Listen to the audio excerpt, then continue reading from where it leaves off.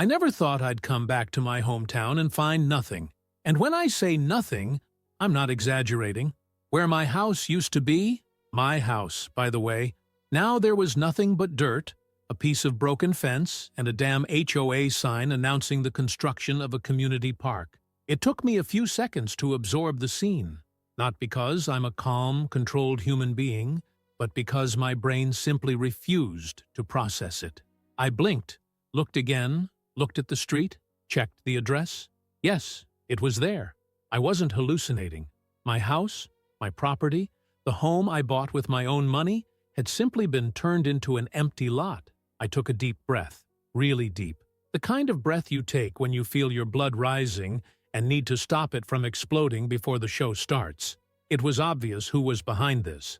Only one person in this town would have the audacity and stupidity to have someone's house demolished without permission.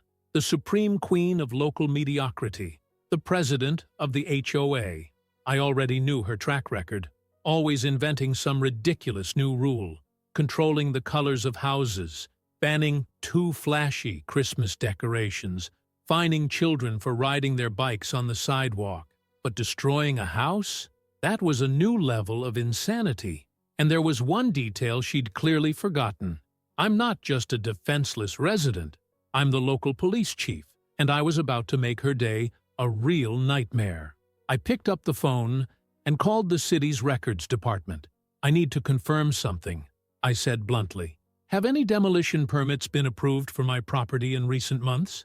The official on the other end took a while to answer. I heard him fiddling with the files, muttering something to himself, until he finally let out a heavy sigh. There is no license for that address. I closed my eyes for a second. Of course there wasn't. Can you send me an official copy of this? Yes, I can. I disconnected the call and stared at the emptiness where my house used to be. I still couldn't believe it. This went beyond incompetence and authoritarianism. It was pure arrogance. If she thought she was going to get away with this, I couldn't wait to show her how wrong she was. I went straight to the HOA headquarters. The building was ridiculously pretentious for a neighborhood association, with a modern facade and dark windows, as if they were running a multi-million-dollar corporation and not a bunch of useless rules about well-trimmed lawns. I entered without knocking, because formalities were for civilized people, and I wasn't feeling particularly civilized at the moment. She was there, sitting behind the reception desk, chewing gum as if she had all the time in the world. She looked up and gave me that, "What do you want?" look, as if I was just another stone in her shoe. "Ah, hello," she said, falsely sympathetic. "Have you come to file a parking complaint?" I laughed. I laughed because, if I didn't, I'd probably start throwing furniture across the room. "Not exactly," I replied, crossing my arms. "I want to know what happened to my house." She blinked, as if she'd heard wrong. "Your house?" "Yes, the one that was there until a few weeks ago, and that you decided to demolish without permission." She made a bored face and pulled out her computer. "Ah, yes. It was demolished to make way for the new community park, a great improvement for the neighborhood. It will increase the value of the surrounding properties and provide a wonderful green space for everyone. Of course, my house has become a neighborhood improvement. My home was reduced to rubble because someone wanted a playground with synthetic grass and concrete benches. And who authorized this?" I asked, leaning over the counter. She shrugged. "The HOA has the autonomy to make decisions for the neighborhood." The house looked abandoned. No one lived there, so we decided it was better to make use of the space. If I had a patience meter, it would have exploded right then and there. "Do you have any documents? Any permits from the town hall approving this demolition?" She hesitated. Ah, the first crack in her safety mask. "The HOA follows all the necessary regulations." "That doesn't answer my question." She closed her face and tried to pull herself together. "Look, if you want to discuss it, you can file a formal complaint." I smiled, not because I thought it was funny, but because the irony was delicious. "I don't need to file a complaint. Do you know why? Because you've just confessed to a crime." She paled. "What?" "The HOA has no legal power to demolish private property without a municipal permit. And you don't have that permit, do you? Silence. That's right, I continued. So this isn't a simple administrative error.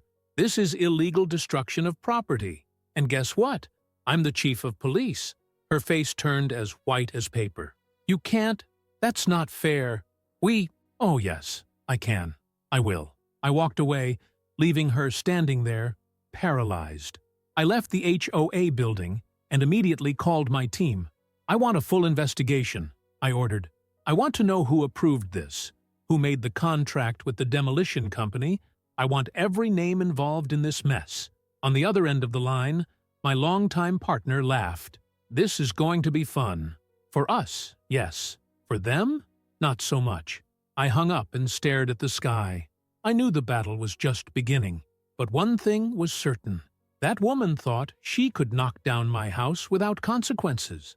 Now she was going to find out that the only thing being torn down around here would be the HOA's ridiculous empire. The best part of being a police chief wasn't the gun in your waistband or the badge. It was the ability to take a crime and rip every bit of dirt out of it until there was nothing left but undeniable facts and inevitable consequences. The HOA had made a mistake, a very big mistake. But what made it worse wasn't just the illegal demolition. It was the audacity of thinking that no one would do anything about it, as if my home was just another piece of land with no owner, as if I were just another name on the city hall's paperwork. They were used to shoving rules down residents' throats without resistance. Today, that logic had changed. Back at the police station, I started pulling up all the HOA records from the last few years. Building applications, permits, financial transactions, anything that could indicate how far this "we decide what happens in the neighborhood" game had gone. I wasn't just interested in my house. Something like this doesn't just happen. If they had the nerve to demolish a property without permission, imagine what else they had already done. And it didn't take long for the dirt to appear. First came the contracts. The demolition company was hired without a tender, without approval from the city council, without any legal documents to back up the work. It was almost as if the HOA had done everything on the spur of the moment, sure that no one would question it. But then came the interesting part. The HOA didn't pay for the demolition out of its own pocket. They sent extra charges to some residents, disguised as emergency maintenance fees. A specific group of neighbors received larger than normal bills, with a vague explanation about repairs to the community. In practice, they were financing the destruction of my house without even knowing it. That explained a lot. Not only did Karen not have permission to touch my house, but she was also stealing money from her own neighbors to finance her personal little neighborhood improvement crusade. The icing on the cake was when I found internal HOA documents with proposals to sell the land. Ah, yes. The community park, that ridiculous excuse, was nothing more than a cover for a future real estate transaction. Once the land was officially declared part of the HOA, the idea was to sell it for a commercial development. So, to summarize, they demolished my house without permission. They stole money from the neighbors to pay for it. They planned to profit from the sale of the land. If I was furious before, now I was absolutely determined. The whole thing fitted in perfectly with what I hated most: abuse of power disguised as bureaucracy. Did this woman really believe she could play goddess of the neighborhood without anyone noticing? The news that my house had been demolished without authorization began to spread. Neighbors, local shopkeepers, even people who no longer lived there started talking about it. People who had paid suspicious fees began to notice that their bills were getting higher. Some began to ask questions, others to protest. Little by little, the HOA's security bubble was starting to crack. But the best was yet to come. I gathered all the evidence and forwarded it to the county prosecutor's office. Cases like this could take months to investigate, but when the town sheriff delivers a ready-made complaint, packed with hard evidence and accompanied by a flurry of complaints from residents, things pick up speed. Karen still had no idea what was coming. While I was assembling my team to take official action against the HOA, she was probably still busy chewing gum and wondering what the next community project would be. Only now, it was no longer a matter of bureaucracy. Now, it was a crime. And what about me? I just had to make sure that when this sandcastle collapsed, she was right in the middle of the mess. The beauty of justice is that it doesn't have to shout. When applied well, the truth spreads like poison in a well, contaminating everything that once seemed solid. And in the case of the HOA, that contamination was about to reach catastrophic levels. The prosecutor's office received all the evidence and, as far as I know, there was an immediate reaction. The scam was big enough to warrant a full audit of the association, as well as the opening of a criminal investigation. But that was only the beginning. I knew that Karen, at the height of her arrogance, was probably still feeling untouchable. She had become accustomed to imposing her rules without resistance, to manipulating the neighborhood as she saw fit. Only this time, she had messed with someone who knew exactly how to bring people like her down. The first signs that her house was about to fall began to emerge the next morning. One of the HOA board members, a guy I'd never paid much attention to before, showed up at the police station. He was pale, nervous, with deep circles under his eyes. He looked like a child who had finally realized that he had played with fire too much.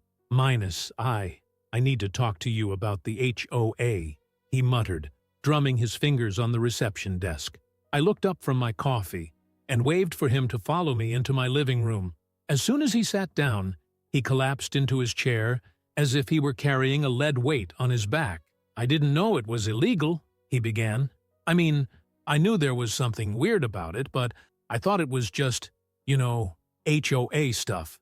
Oh yeah, the classic "I was just following orders" excuse.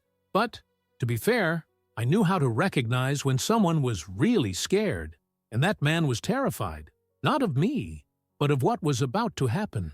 He didn't need much encouragement to start talking. The HOA, as I suspected, wasn't just a bureaucratic organization that liked to control gate colors and garden styles. It was a cesspool of corruption, disguised as community management. The undue charges? Common practice. Decisions taken without consulting the residents. Routine. Embezzlement of money for projects that never got off the ground. A tradition, apparently. But the destruction of my house was the last straw. Karen decided everything herself, he admitted. She said that the house was devaluing the neighborhood and that it would be better if the HOA took possession of the land. But she didn't have permission to do so. When the demolition company asked, she just signed the papers as if she owned the place. Ah, so she forged documents too. Excellent. That meant that, in addition to the illegal destruction of property and the misuse of residents' money, we now had document fraud to add to the pile of charges. Do you have proof of this? I asked, even though I already knew the answer. He hesitated, but then nodded slowly. I do. Emails, messages. She was very careless. Of course she was. People like her always are. They think they'll never be questioned, that their power is absolute, and it's exactly this carelessness that brings them down. I picked up the copies he'd brought, and it didn't take me more than 2 minutes to see that Karen had dug her own grave. She ordered changes without any backing, signed fraudulent documents, manipulated figures in the HOA's internal reports. It was a written confession of all her crimes. And then came the icing on the cake. She's trying to sell the land, he confessed, his voice shaking. There's already an interested buyer. That's obvious. The community park never existed. There was never any intention of creating something for the residents. The plan was always to profit from the destruction of my home. Now, I had everything I needed. That afternoon, I went to the judge in charge of the district and handed over all the evidence. In less than an hour, the request was approved. A search and seizure warrant at the HOA headquarters and an order to freeze any attempt to sell the land. The raid began the next day. This time, I didn't go alone. My entire team accompanied me to the HOA headquarters. We arrived in official cars with visible badges, and the reception was exactly what I expected. Panic. Staff paralyzed. Board members exchanging desperate glances. But the best part? Karen was there. When she saw me walk in, her face went from confusion to indignation, then to something very close to pure despair. She stood up from her desk as if she was about to shout some ridiculous order.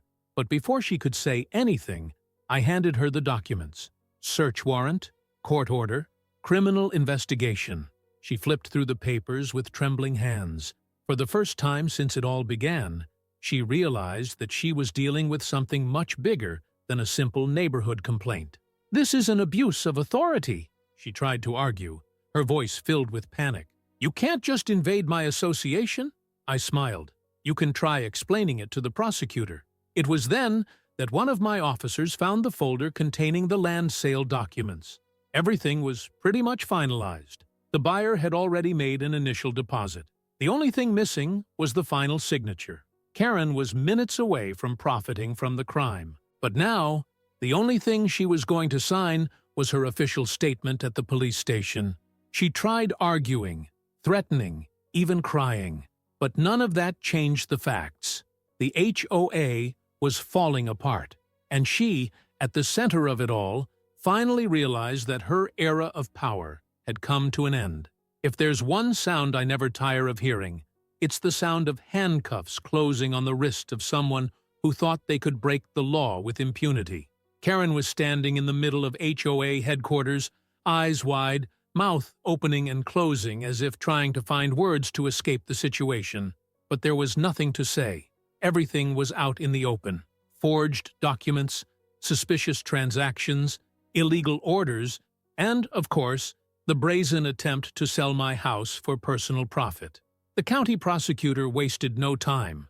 As soon as he received the evidence, he himself issued the arrest warrant for fraud, embezzlement, and unlawful destruction of property. And now, there she was, a woman who had spent years calling the shots in the neighborhood, having her name written on a police report. But before the arrest came, the public humiliation. News of the investigation spread like wildfire through dry straw. Residents, previously apathetic and resigned to the HOA's absurd rules, began to realize the extent of the shenanigans going on right under their noses. Invented fines, overpriced fees, threats to maintain order. It was all part of a grand scheme, and Karen couldn't hide it any longer. The day after the invasion of the HOA headquarters, the city council organized an extraordinary meeting with the residents of the neighborhood. It was supposed to be a space for clarification, a moment to expose the facts. But in practice, it turned into a public tribunal, with Karen in the dock without even needing an official court to do so. She was summoned to explain herself, but was not well received. When she entered the community hall, you could see that she was still trying to maintain her pose. She held her head high, walking as if none of this was her business. But the angry stares of the neighbors were dismantling any remnants of her usual arrogance. She tried to start with the same old litany, claiming that it was all a misunderstanding, that the HOA has always worked for the good of the community, and that the accusations were an exaggeration. It didn't stick. This time, there was no one there willing to swallow their lies. "I've paid extra fees for 5 years, and my sidewalk is still full of cracks," shouted one resident. "You had a playground knocked down last year because you said it didn't fit in with the aesthetics of the neighborhood," accused another. "What did you do with the money from the community fund, Karen? Because it's gone," someone questioned, and a buzz of revolt took over the hall. She tried to justify herself, but the crowd didn't want to hear excuses. They wanted justice. They wanted to see the consequences. And the consequences were coming. In the middle of the meeting, a representative from the prosecutor's office took the stage and announced, loud and clear, that the HOA was officially being dissolved for corruption and legal violations. This meant that all of Karen's powers were gone. Fines? Canceled. Abusive fees? Suspended. Arbitrary rules? Eliminated. The neighborhood was, for the first time in years, free from the tyranny of a woman who thought she owned the entire neighborhood. And then came the moment I'd been waiting for. Two officers from my team entered the hall and walked straight up to Karen, who was already in shock. "You are under arrest for fraud, unlawful destruction of property and embezzlement. You have the right to remain silent." Oh, how satisfying that was. She tried to argue, she tried to resist, but there was nothing she could do. The sound of the handcuffs closing on her wrists was like music to the ears of everyone present. The crowd erupted into murmurs. Some people's mouths dropped open. Others simply smiled, relieved. Me? I stood there, arms folded, watching as the woman who thought she could take everything from me was taken away without even having time to say goodbye to the empire she had built. But justice didn't stop there. With the dissolution of the HOA, all the association's assets were put under audit. The embezzled money was traced, the illegally acquired properties were reverted to their rightful owners. Board members who were involved in the scam were prosecuted. Some pleaded ignorance and only escaped with fines, but others were not so lucky. And the land on which my house stood, well, it was returned to me. In the end, I didn't rebuild the house. After all that, I realized that I didn't want to live in that neighborhood anymore. But I did something better. I donated the land to a shelter for victims of unfair eviction, a small act of irony that made the end of this story even more satisfying. The last I heard about Karen was that she tried to appeal the sentence, to no avail. She got jail time and got out of prison years later, but never had power over anyone again. What about the neighborhood? Well, without the HOA stifling everything with its ridiculous rules, people started to come together again. That neighborhood finally became a real community. And what about me? I went on with my life. I continued to be chief of police. I continued to ensure that justice was done. But every time I pass by that area, I smile. Because, at the end of the day, the only thing that was really demolished was the reign of a woman who thought she could play with the laws. And if you liked this video, don't forget to comment and leave a like. See you later.